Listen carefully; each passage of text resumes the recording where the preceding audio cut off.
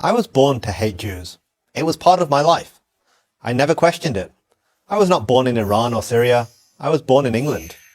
My parents moved there from Pakistan. Theirs was the typical immigrant story. Moved to the West in the hope of making a better life for themselves and their children. We were a devout Muslim family, but not extremist or radical in any way. We only wished the best for everyone.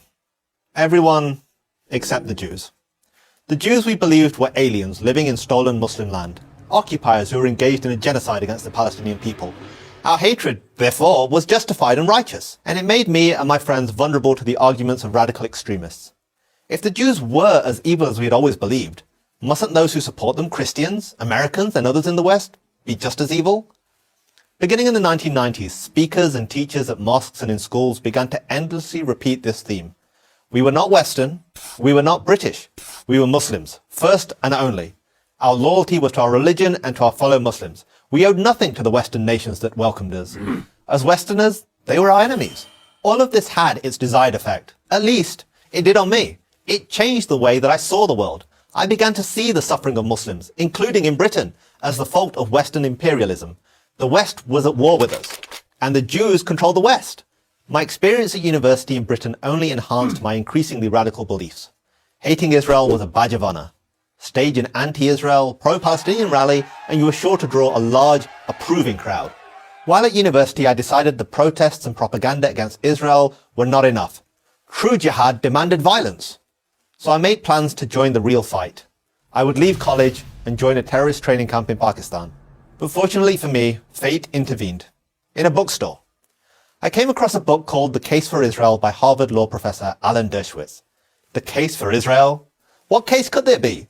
The title itself made me furious, and I began to read the pages almost as an act of defiance. How ill-informed, how stupid could this guy be to defend the indefensible?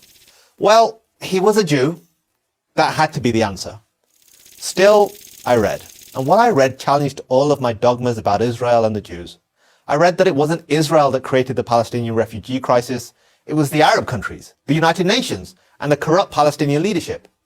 I read that Jews didn't exploit the Holocaust to create the state of Israel. The movement to create a modern Jewish state dated back to the 19th century, and ultimately to the beginnings of the Jewish people almost 4,000 years ago. And I read that Israel is not engaged in genocide against the Palestinians. On the contrary, the Palestinian population has actually doubled in just 20 years.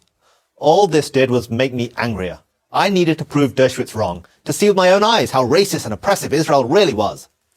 So I bought a plane ticket. I would travel to Israel, the home of my enemy. And that's when everything changed. Everything. What I saw with my own eyes was even more challenging than what Dershowitz had written. Instead of apartheid, I saw Muslims, Christians, and Jews coexisting.